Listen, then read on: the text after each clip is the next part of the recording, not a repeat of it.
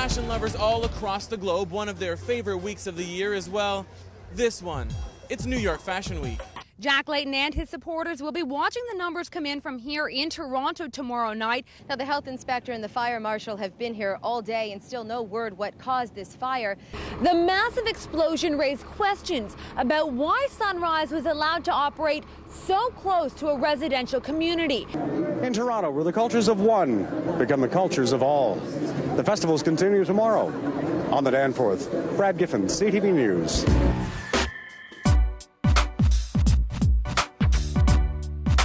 Welcome to North America's fashion mecca. Well, obviously you have the style capitals around the world, but New York, it comes first, it's the most exciting. You have some of the greatest designers in the world who are all based in New York.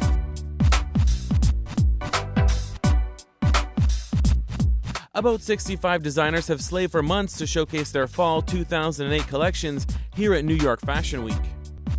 Donald's coming. What show are you here to see? Michael Kors. What are you wearing today? Better not say. From the Donald to Eva. Can you look this way towards the middle, please? The stars alongside about 14,000 guests and 3,500 media loaded into Bryant Park on a daily basis. Although part of a large, reputable organization, Longo's Markham at Warden and Highway 7 stands out for its outstanding commitment to the community.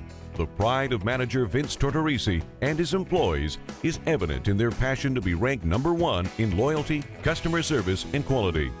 Longo's Markham has taken a strong corporate model and customized it to fit the specific needs of the community in order to achieve success. This includes home delivery, a farmer's market every Saturday, and an award-winning salad bar. Longo's Markham demonstrates strong community spirit in many ways.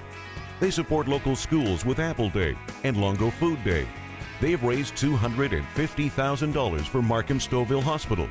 They are involved in the Character Council, Markham Theater, and special events like the Jazz Festival and Unionville Gala.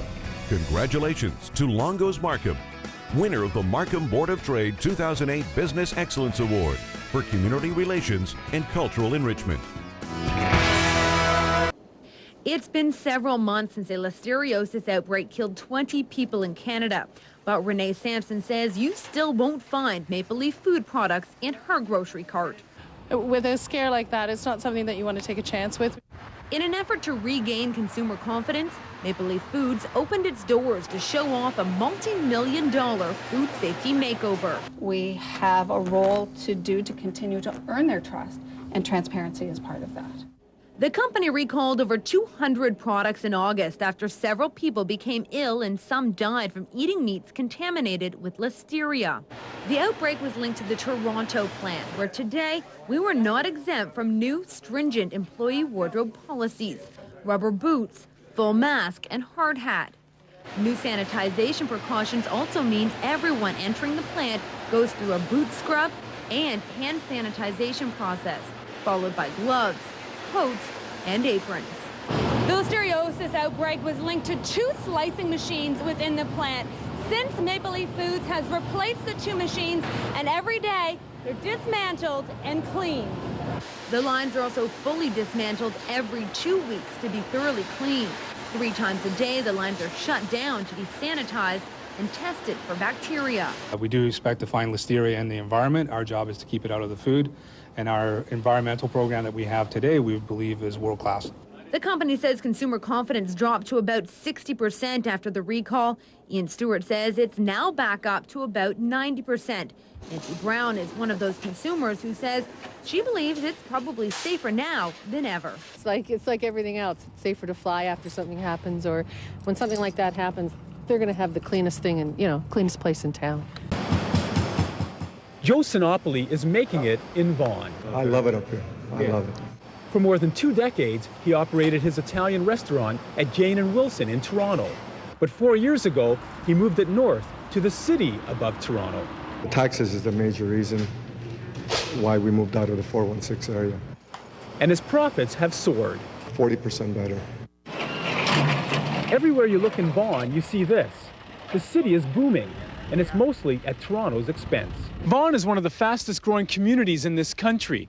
And according to Stats Canada, between the years 2001 and 2006, An average of 10,000 people a year moved to this city. Sinopoli says he knows a lot of them. A lot of our clients, like I said, moved into this area, so I find a lot of people are moving out of the 416, and the 905 is just expanding so quickly. And if Mayor David Miller implements the additional land transfer and vehicle registration taxes, business leaders say it's only going to get worse. We don't need any more reasons to drive businesses out of Toronto or to, not create an environment that invites and welcomes new businesses to come into Toronto. And that's what these taxes will do. Carol Wilding is the president of the Toronto Board of Trade. We have asked the city to look at their cost containment measures.